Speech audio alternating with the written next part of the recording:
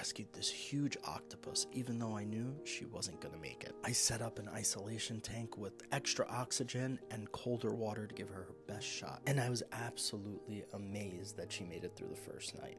I really did not think she would make it. Even though she still wasn't eating, her color was still horrible, and she wasn't really moving around much. This octopus really showed me how fast things can change around for the better and for the worse. After about a week of trying, she finally accepted her first meal. Her color started getting a lot better, and we actually started to form a bond. Every time I put my hand in the tank, she'd reach out to say hello. And whenever my hand wasn't in the tank, we would just sit there and watch each other.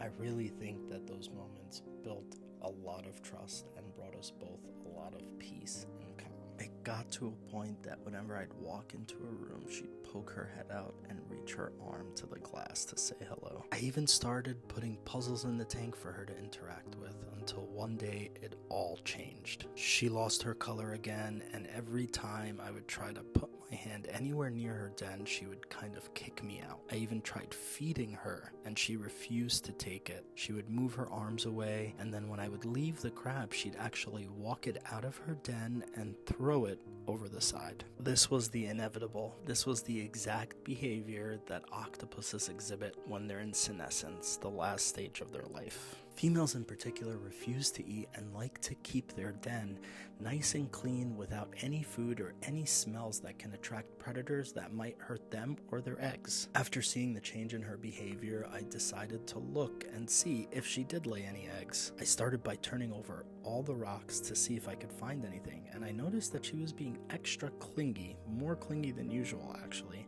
But at the end, I did not find any eggs, which means that she's either still gonna lay them or she's actually a male. As time went on, she still came up to the glass whenever she saw me, and I would pet her, and she seemed like she actually enjoyed it because she would always keep coming back for more. She started to really enjoy the human contact, or maybe the fact that she knew that somebody was there caring for her in the final stage of her life. And then one day she just latched onto my hand and would not let go. And I want to say she was playing peekaboo, because every time I'd bring my hand closer, she'd shut her eye, I'd bring it back out, and she'd open her eye all the way. I spent a lot of time petting her and just talking to her, letting her know that everything was going to be okay. It was very intense. Her arms were everywhere, and nothing I did would convince her to actually let go. I tried lowering my hand towards the rocks, I tried lifting her up out of the water, going near the glass, and she just would not let go. I think in a way she was thanking me and showing how grateful she was for me taking her in during a time where she had lost multiple arms